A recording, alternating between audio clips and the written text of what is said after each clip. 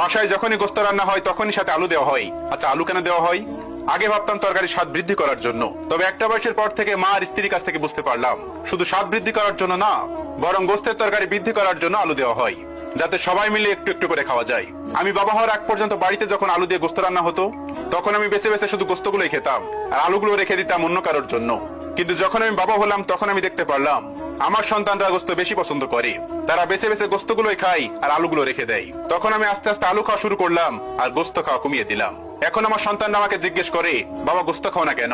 তখন আমি বলি, গোস্ত আমার তেমন একটা ভালো লাগে না, তোমরাই গোস্তগুলো খাও, আমার কাছে আলুই ভালো লাগে, তাই আমি আলুই খাই। পিতা পুত্রের এই খেলা ওই আদিকাল থেকে হয়ে আসছে। আমার বাবা আমার সাথে এমনটাই করেছিল। সেদিন আমি ভেবেছিলাম বাবার কাছে হয়তো সত্যি আলুগুলো পছন্দ, কিন্তু আজ আমি বুঝতে পারলাম যেই কারণে আলু আজ আমার কাছে পছন্দ, বাবার কাছে হয়তো সেই কারণে আলুগুলো বেশি পছন্দ ছিল। আমার এখন স্পষ্ট মনে আছে ছোটবেলায় যখন আমাদের বাড়িতে গোস্ত আনা হতো,